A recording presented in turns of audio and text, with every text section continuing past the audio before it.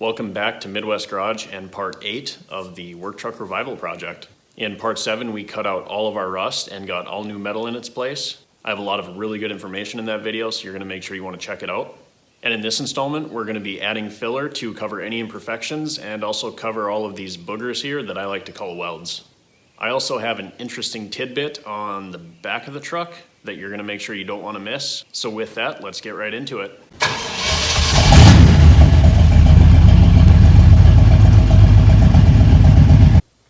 And if you want to learn how to fix your vehicle, do budget restorations, troubleshoot equipment, and all sorts of other types of garage-related stuff, be sure to subscribe to Midwest Garage so you don't miss anything. Also, I now have shirts, hoodies, and all sorts of cool stuff available for purchase. So if you like what I'm doing on the channel and want to support me, make sure you click the link down in the description and pick one up.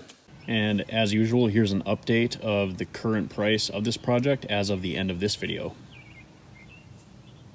So I'm gonna apologize right off the bat if it's echoey in here. It's winter yet again, and it's too cold out in my garage, so I'm in my wife's garage so that my body filler will be warm enough to properly adhere and adhere to the piece. So today we're gonna be taking care of all of our patches and getting rid of the surface rust and making this fender look as close to brand new as we possibly can.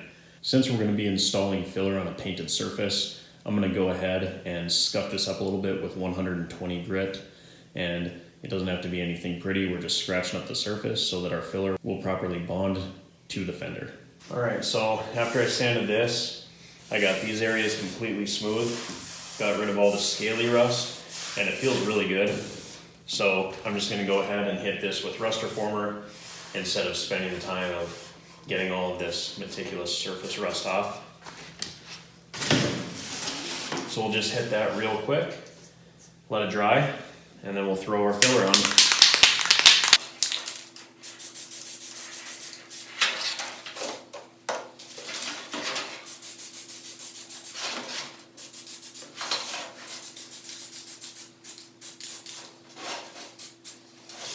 Alright, so I got my filler mixed up, and you never want to lay this stuff on too thick.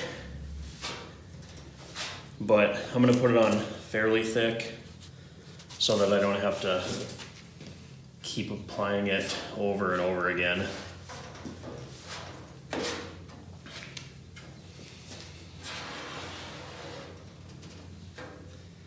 And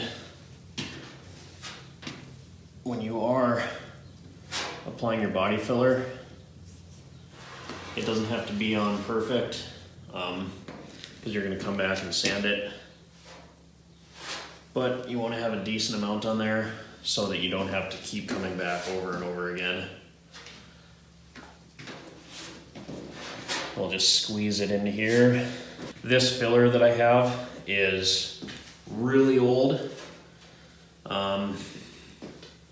If any of you have been watching this channel since our Fiero project like 7 years ago, this filler is from that project. So let me know if you've been watching that long. I'm kind of curious to find out.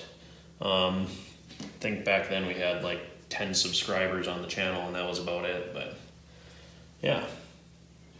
One kind of trick with this is that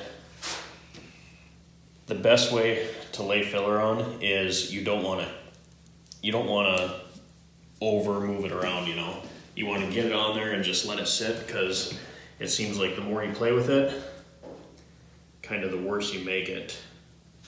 So, and I'm laying it on really thick around this corner because, as you guys remember, we have that body line that comes around. So I'm going to build this up so that I can knock it down and get that nice body line in here.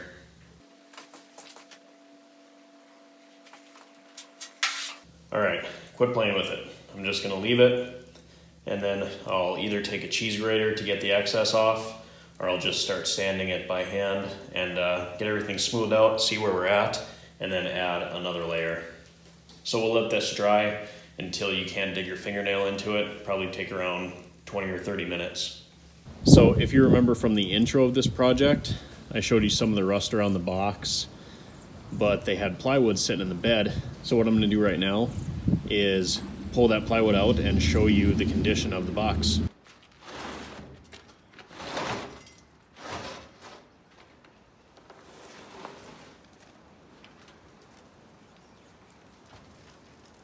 It's just rotten and nasty.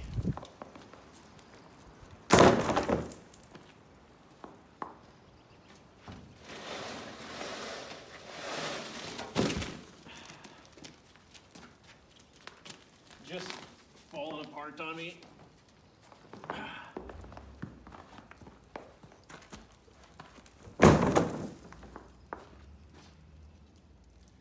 I mean, there is nothing left of this.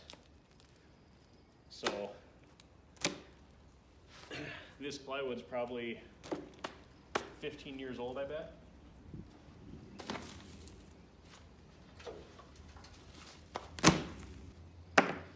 So I'm gonna get this cleaned up real quick and then give you a close-up of the condition of the bed and show you what I plan on doing about it.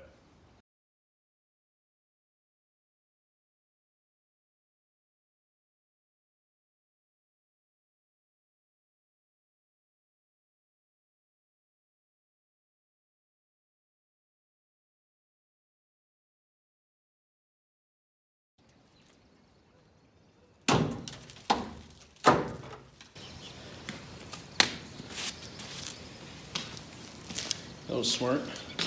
So when it came to fixing this, I had two options. I could either buy the parts. I like to get all of my sheet metal from LMC Truck. I actually get pretty much everything truck related from LMC Truck. I'm not sponsored by them. I mean, I wish that I was. I endorse them enough. Anyway, I could either buy all my sheet metal through LMC, which at the end of the day, looking at all of the damage, it would cost around, $1,200 maybe. Or I could just buy a used box from somebody. I had contacted a couple different people. One guy wanted $1,500 for not a rusted out bed, but a fairly rusty one that had dents and dings and needed a lot of body work. He wanted $1,500. Somebody else wanted $800, and it was pretty consistent that anybody that had an 8-foot square body box, they wanted around $800 for it, which isn't terrible. And so I kind of had my mind set that, hey, I got to bite the bullet and spend $800 on a new bed. And I didn't really like that decision, but it's about the only thing that I could do. And so that was going to take a huge chunk out of the budget for this build. And so I was scrolling through on the internet. I was on Marketplace on the face space there, and I was just about done looking when I spotted an 8-foot box for a square body Chevy for $200. And now it does have some rust damage on the quarter panels, on the bed sides, but that's nothing that I can't fix. The important part is that it's structural and way better than the one that I have right now.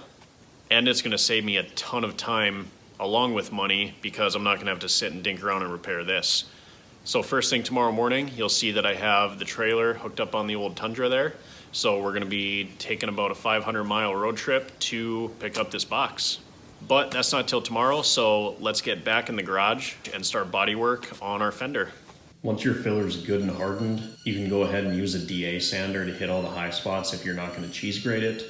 And then once you get a little bit closer to where you should be, then use a sanding block to make sure that you stay straight. You don't wanna just use your fingers on the sandpaper because then you're gonna sand grooves into your bodywork. Now for this, I should be using a little bit longer of a sanding block, but this one will do just fine for this small area.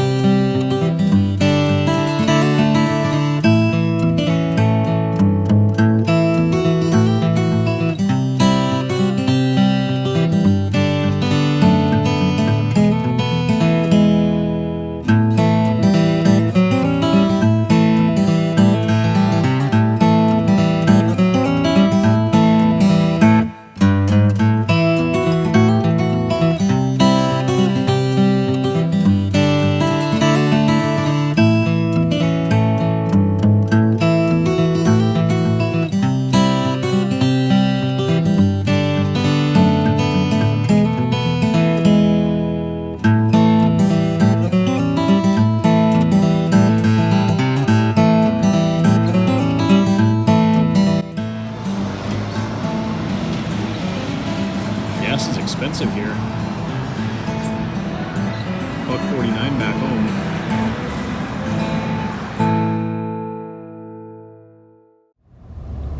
Well, I got the new box all loaded up. Well, new to me. Super nice guy. Sat and BS with him for a good 20 minutes, and now it's time to hit the road and trek the 300 miles back home.